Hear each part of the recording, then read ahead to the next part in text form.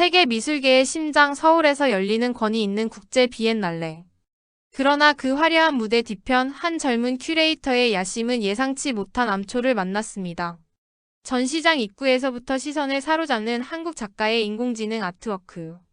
하지만 이탈리아 명문가 출신의 큐레이터 이사벨라는 코웃음 칩니다. 결국 기계가 흉내낸 것뿐.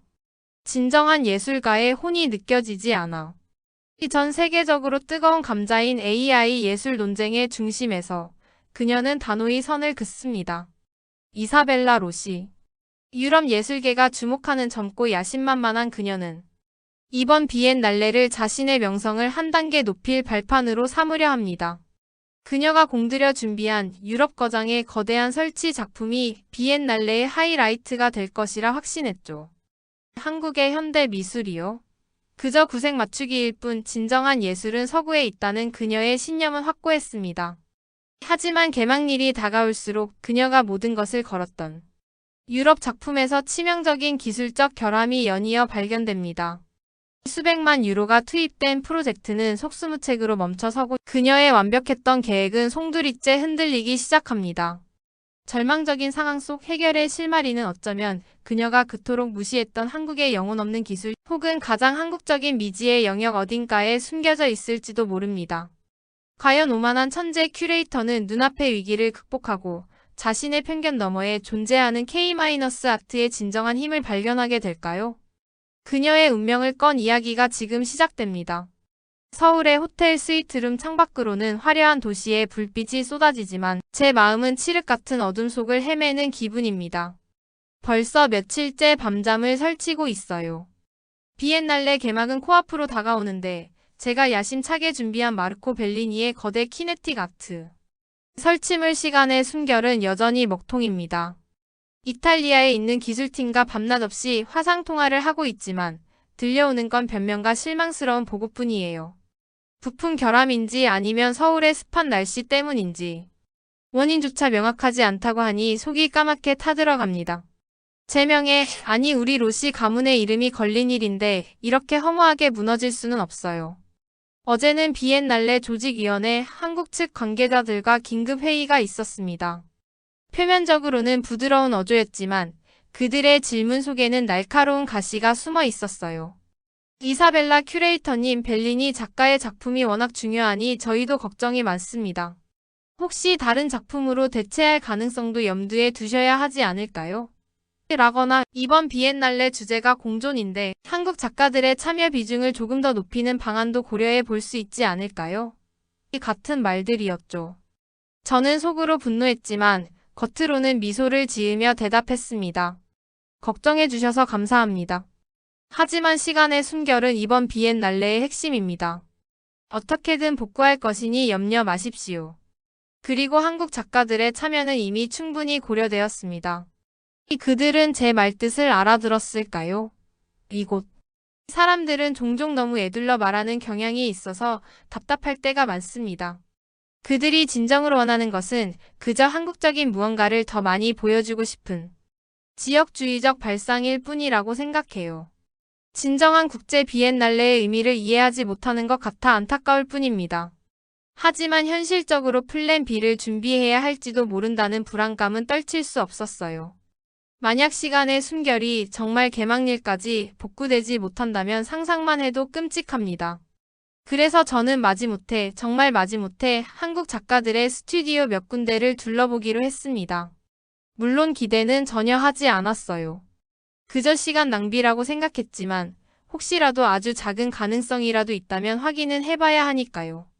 통역사와 함께 처음 방문한 곳은 강남의 한 세련된 갤러리였습니다. 젊은 작가들의 미디어 아트 작품들이 전시되어 있었죠. 화려하고 기술적으로는 흥미로웠지만 글쎄요 어딘가 모르게 깊이가 부족하다는 느낌을 지울 수 없었습니다. 서구의 최신 트렌드를 빠르게 따라하려는 노력은 보였지만 그 이상의 독창적인 예술적 고뇌나 철학은 느껴지지 않았어요. 제가 공항에서 봤던 그 인공지능 아트워크처럼 기술적 숙련도만 강조될 뿐 영혼이 빠져있는 듯한 느낌이었죠. 다음으로 찾아간 곳은 성북동의 한 조용한 작업실이었습니다. 중견 작가의 설치 미술 작품이었는데 전통적인 소재와 현대적인 조형 언어를 결합하려는 시도는 흥미로웠지만 결과물은 다소 어색하고 자기적으로 느껴졌습니다. 작가는 자신의 작품 세계에 대해 열정적으로 설명했지만 저는 그의 말에 집중하기 어려웠어요. 머릿속은 온통 시간의 숨결 생각뿐이었고 눈앞의 작품들은 그저 시간 때우기용으로만 보였죠. 작업실 한쪽 구석에는 작가와 그의 동료들로 보이는 사람들이 모여 앉아 두런두런 이야기를 나누며 서로의 작업을 돕고 있었습니다. 통역사는 저것이 한국 예술계 특유의 품앗이 문화라고 설명했지만 제 눈에는 그저 아마추어적인 모습으로 비쳤습니다. 진정한 예술가는 고독 속에서 자신만의 세계를 구축하는 법인데 저렇게 모여서 서로에게 의지하는 모습은 프로답지 못하다고 생각했어요. 제가 가장 실망스러웠던 것은 많은 한국 작가들이 소위 K-컬처라는 유행에 편승하려는 경향을 보인다는 점이었습니다. 아이돌 그룹의 이미지를 차용하거나 유명 드라마의 한 장면을 오마주하는 식의 작업들은 예술이라기보다는 상업적인 아류작처럼 느껴졌어요. 물론 대중적인 인기를 얻을 수는 있겠지만 예술사적인 가치를 지니기는 어렵다고 판단했습니다. 그들은 왜 자신만의 독창적인 목소리를 내려고 노력하지 않는 걸까요? 왜 끊임없이 외부의 인정과 유행을 따라가려고만 할까요? 제가 존경하는 유럽의 거장들은 결코 그러지 않았습니다. 특히 제가 공항에서부터 불편하게 느꼈던 그 인공지능 아티스트의 스튜디오를 방문했을 때는 그런 생각이 더욱 굳어졌습니다. 그의 작업실은 마치 첨단 기술 연구소처럼 보였어요. 거대한 컴퓨터 서버들과 복잡한 알고리즘 코드들이 벽면을 가득 채우고 있었죠. 그는 자신의 작업 과정 데이터를 학습시키고 알고리즘을 통해 새로운 이미지를 생성하는 과정을 자랑스럽게 설명했지만 저는 전혀 감흥을 느낄 수 없었습니다. 그래서 당신의 역할은 무엇이죠? 당신은 그저 기술자일 뿐 예술가가 아니지 않습니까? 저도 모르게 날카로운 질문이 튀어나갔습니다. 그는 잠시 당황한 듯 했지만 이내 차분하게 대답했습니다. 저는 기술을 도구 삼아 새로운 미학적 가능성을 탐구하는 사람입니다. 인간의 창의성과 인공지능의 연산 능력이 만났을 때 어떤 예술이 탄생할 수 있는지 보여주고 싶습니다. 그의 말은 그럴듯했지만 저는 여전히 설득되지 않았어요. 레오나르도 다빈치의 손길, 미켈란젤로의 고뇌가 없는 예술이 과연 무슨 의미가 있을까요? 스튜디오를 둘러보는 내내 마음은 점점 더 무거워졌습니다. 한국 작가들에게서는 어떤 영감도 가능성도 발견할 수 없었어요. 오히려 저의 기존 편견만 더욱 확고해졌을 뿐입니다. 역시 시간의 숨결을 어떻게든 살려내는 수밖에 없다는 결론에 도달했습니다. 호텔로 돌아오는 차 안에서 이탈리아 기술팀과 다시 통화를 시도했지만 여전히 희망적인 소식은 없었습니다. 오히려 예상치 못한 부품 수급 문제까지 겹쳐 상황은 더욱 악화되고 있었어요. 마르코 벨리니 작가 본인도 극도로 예민해져서 저를 닥달하기 시작했습니다. 사방이 꽉 막힌 기분이었어요. 이 낯선 도시 서울에서 저는 완전히 혼자가 된 것 같았습니다. 밤이 깊어지자 불안감은 극대화되었습니다.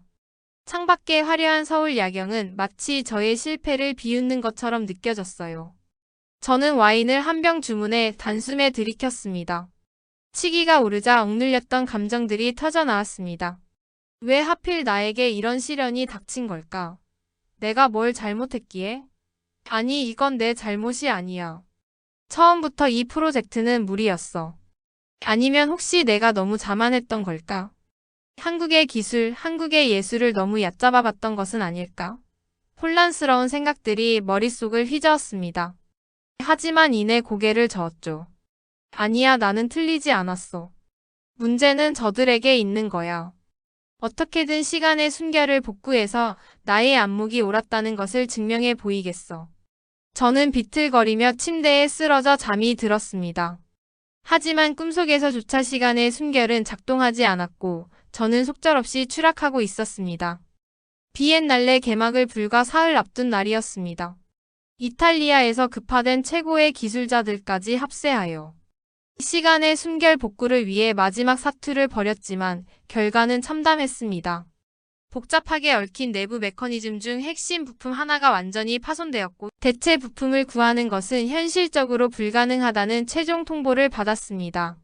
수백만 유로짜리 거대한 고철 덩어리 앞에서 저는 망연자실할 수밖에 없었어요. 모든 것이 정말 모든 것이 끝나버린 순간이었습니다. 그 소식은 즉시 이탈리아 본가와 비엔날레 조직위원회에 보고되었습니다. 예상했던 대로 폭풍 같은 비난이 쏟아졌어요. 아버지께서는 전화로 로시 가문의 명예에 먹칠을 했다며 노발대발하셨고 비엔날레 조직위원장은 저를 즉시 해고하겠다며 으름장을 놓았습니다. 설상가상으로 이 실패 소식은 어떻게 알았는지 벌써 일부 예술계 언론에까지 새어나가기 시작했습니다. 이탈리아 신성 큐레이터의 굴욕 서울. 비엔날레 개막 전부터 파행 위기 같은 자극적인 헤드라인들이 눈앞에 어른거렸어요. 저는 완전히 고립되었습니다. 저를 지지해주던 사람들은 순식간에 등을 돌렸고 이 낯선 도시에서 저는 기댈 곳 하나 없는 외톨이가 되었죠.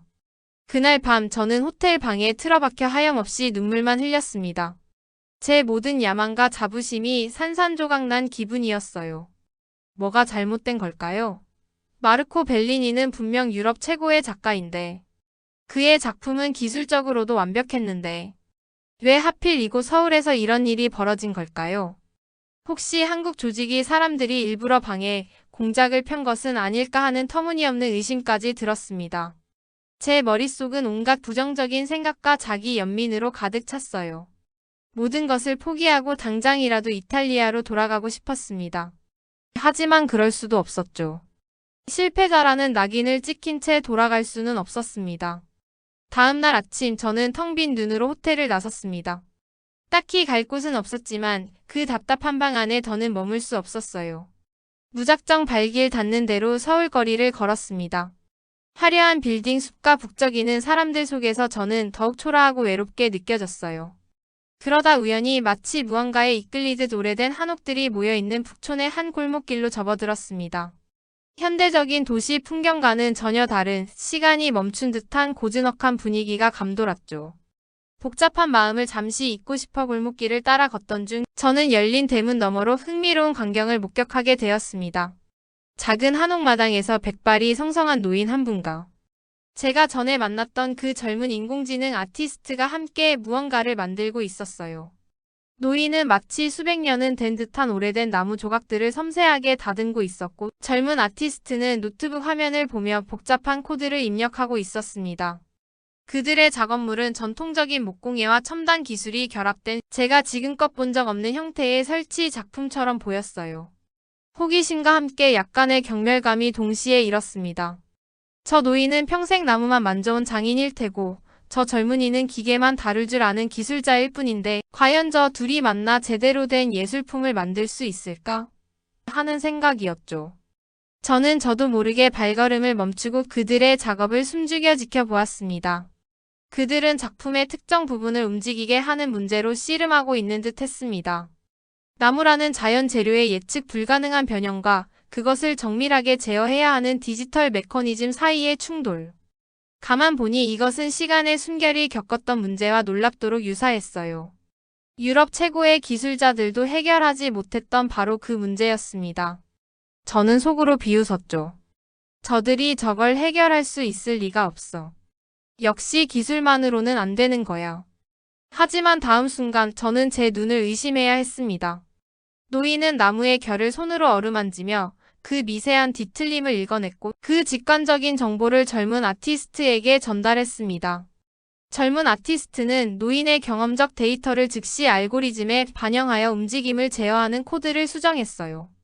인공지능은 수백만 번의 시뮬레이션을 통해 최적의 균형점을 찾아냈고 그 결과 나무 조각들은 마치 살아 숨쉬는 것처럼 부드럽고 유연하게 움직이기 시작했습니다. 인간의 오랜 지혜와 경험이 인공지능의 방대한 연산 능력과 결합하여 기술적 한계를 뛰어넘는 완벽한 조화를 이루어낸 것이었습니다. 이것이 바로 K-임기응변 한국식 문제 해결 방식이었을까요? 저는 온몸에 소름이 돋는 것을 느꼈습니다. 이것은 제가 알던 예술의 방식, 기술의 방식과는 완전히 달랐습니다. 기술이 예술을 대체하는 것이 아니라 오히려 예술의 표현 영역을 무한히 확장시키고 있었어요. 전통과 현대, 인간과 기계가 서로 대립하는 것이 아니라 서로의 부족함을 채워주며 전에 없던 새로운 가치를 창조해내고 있었습니다. 제가 영혼이 없다고 폄하했던 인공지능 기술은 그 노련한 장인의 손길과 만나 비로소 생명력을 얻고 있었습니다. 그 순간 제가 굳게 믿어왔던 예술에 대한 정의, 기술에 대한 편견이 와르르 무너져 내리는 것을 느꼈습니다. 이것이 바로 제가 놓치고 있었던 결정적 한 수였습니다.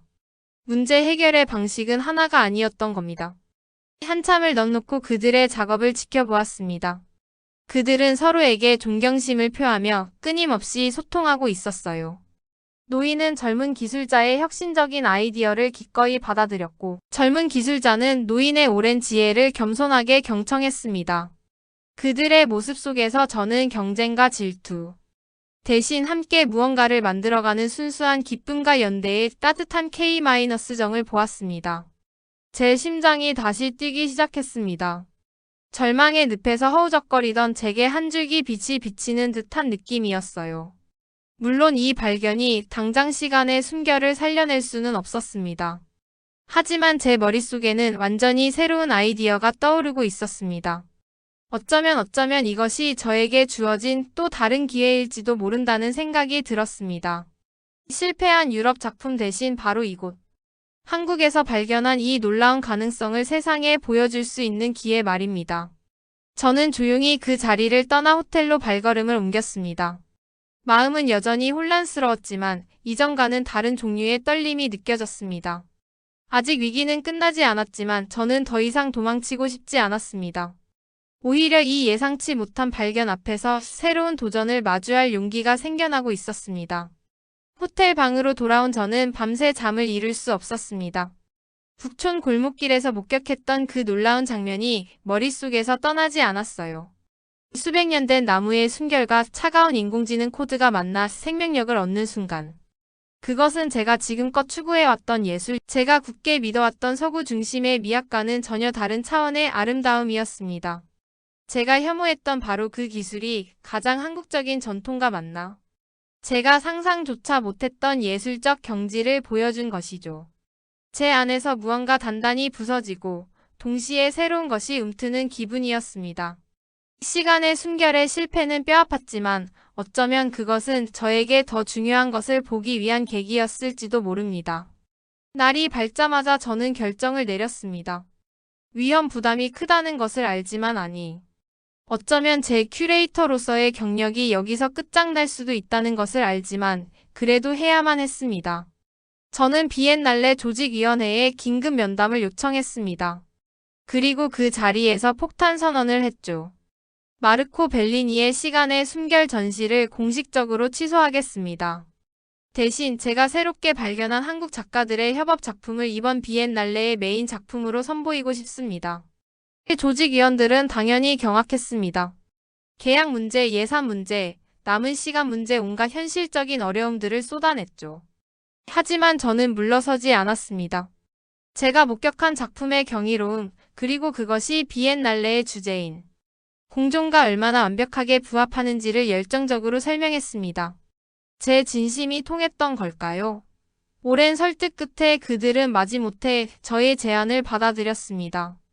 다음 과제는 그 두 분의 한국 작가들을 설득하는 것이었습니다. 저는 수소문 끝에 다시 그 한옥 작업실을 찾아갔습니다. 노장인 선생님과 젊은 인공지능 아티스트는 저의 갑작스러운 방문과 파격적인 제안에 당황한 기색이 역력했어요. 특히 노장인 선생님은 내 같은 늙은이의 작품이 어찌 그런 큰 무대에 라며 손사래를 치셨습니다. 젊은 아티스트 역시 저희는 그저 저희가 하고 싶은 작업을 했을 뿐입니다. 아직 세상에 내놓기에는 부족합니다. 라며 겸손해했습니다. 저는 그들의 손을 잡고 진심으로 말했습니다. 두 분의 작업은 제가 지금까지 본 그 어떤 작품보다 위대하고 아름답습니다. 이것은 단순한 작품이 아니라 한국 예술의 미래를 보여주는 증거입니다. 부디 세상에 보여주십시오. 제가 모든 지원을 아끼지 않겠습니다. 저의 간절함이 전해졌는지 두 분은 마침내 어렵게 고개를 끄덕여 주셨습니다. 그때부터 개막일까지 남은 시간은 전쟁과 같았습니다. 이탈리아 분과에서는 저를 미쳤다고 비난했고 마르코 벨리니 측에서는 법적 소송까지 거론하며 압박해왔습니다. 하지만 저는 흔들리지 않았어요. 오히려 한국팀 이제는 정말 우리 팀이라고 부르고 싶었습니다. 과 함께 밤낮 없이 작품 설치에 매달렸습니다. 노장인 선생님은 작품의 미세한 부분까지 손수 다듬으셨고 젊은 아티스트는 인공지능 시스템을 완벽하게 최적화했습니다. 저는 큐레이터로서 그들의 작업이 최대한 빛날 수 있도록 공간 연출과 조명, 음향 등 모든 지원을 아끼지 않았습니다. 짧은 시간이었지만 우리는 놀라운 팀워크를 보여주었고 서로에게서 많은 것을 배우며 깊은 유대감을 형성했습니다. 저는 더 이상 이탈리아에서 온 오만한 큐레이터가 아니었어요. 그들과 함께 한국 예술의 새로운 가능성을 만들어가는 동료였습니다. 드디어 비엔날레 개막일. 행사장은 세계 각국에서 온 미술계 인사들과 언론으로 인산인해를 이루었습니다. 예정되었던 시간의 숨결 대신 낯선 한국 작가들의 작품이 중앙호를 차지하고 있다는 소식에 장내는 술렁거렸습니다. 마침내 작품의 베일이 벗겨지는 순간 거대한 고목재와 빛나는 첨단 소재가 어우러진 작품. 숨결, 그리고 코드 가제가 그 신비로운 자태를 드러냈습니다. 노장인의 손길이 느껴지는 나무의 따뜻한 질감 위로 인공지능이 제어하는 미세한 빛과 소리가 마치 살아있는 생명체처럼 반응하며 공간을 채웠습니다. 동양적인 명상과 서구적인 미니멀리즘, 자연의 숨결과 디지털의 언어가 완벽하게 공존하는 압도적인 아름다움. 관객들은 숨을 죽인 채 작품을 바라보았고 이내 우레와 같은 박수갈채가 터져나왔습니다. 그 어떤 설명도 필요 없었습니다. 작품 자체가 모든 것을 증명하고 있었죠. 숨결 그리고 코드는 비엔날레 최고의 스타가 되었습니다. 국내의 언론은 앞다투어 이 작품을 대서특필했고 세계적인 미술 평론가들은 동양과 서양, 과거와 미래를 잇는 경이로운 성취 K-아트의 새로운 지평을 열달하며 극찬을 아끼지 않았습니다. 유수의 미술관들로부터 작품 구매 및 순회 전시 요청이 쇄도했고 노장인 선생님과 젊은 아티스트는 일약 세계적인 스타 작가로 발돋움했습니다. 그리고 이 모든 과정을 이끈 저에게도 예상치 못한 찬사가 쏟아졌습니다. 저의 가감한 결단과 안목을 높이 평가하는 목소리가 많았죠. 비엔날레 폐막식에서 저는 다시 한번 단상에 섰습니다. 이번에는 떨리지 않았어요. 저는 차분하게 제가 겪었던 모든 일들, 저의 오만과 편견, 시간의 숨결의 실패, 그리고 북촌 골목길에서의 운명적인 만남을 솔직하게 고백했습니다. 그리고 두 분의 한국 작가들을 무대 위로 모셨습니다. 저는 이곳 한국에서 진정한 예술을 만났습니다. 그것은 기술이나 국적 명성에 있는 것이 아니라 서로 다른 것을 존중하고 이해하며 새로운 가치를 창조하려는 열린 마음과 정신에 있었습니다. 이 위대한 K-아티스트들에게 뜨거운 박수를 부탁드립니다.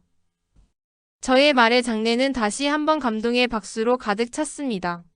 비엔날레는 성공적으로 막을 내렸고 저는 이탈리아로 돌아왔습니다. 아버지의 분노는 여전했지만 이제 두렵지 않았어요. 저는 이번 경험을 통해 돈이나 명예보다 훨씬 더 소중한 것을 얻었기 때문입니다. 그것은 바로 편견 없는 눈으로 세상을 바라보는 지혜와 진정한 아름다움을 알아보는 안목이었습니다. 저는 요즘 K-아트에 대한 연구에 몰두하고 있습니다. 알면 알수록 한국 예술이 가진 깊이와 무한한 잠재력에 놀라게 됩니다. 조만간 다시 한국을 방문하여 더 많은 작가들을 만나고 K-아트의 매력을 세계에 알리는 프로젝트를 기획할 생각입니다. 돌이켜보면 서울에서의 그 며칠은 제 인생을 송두리째 바꿔놓은 기적과도 같은 시간이었습니다. 제가 그토록 무시했던 나라에서 저는 가장 순수하고 위대한 예술적 영감을 얻었습니다. 그리고 깨달았습니다. 위기를 극복하고 끊임없이 스스로를 혁신하며 세계를 놀라게 하는 힘, 깊은 전통 속에서 미래를 길어 올리는 지혜. 이것이 바로 대한민국이라는 나라가 가진 진정한 저력, 바로 K-클래스라는 것을요. 역시 한국은 대단하다는 생각을 하지 않을 수 없습니다. 한국에서의 경험은 제 가슴속에 영원히 뜨거운 자부심으로 남아있을 것입니다.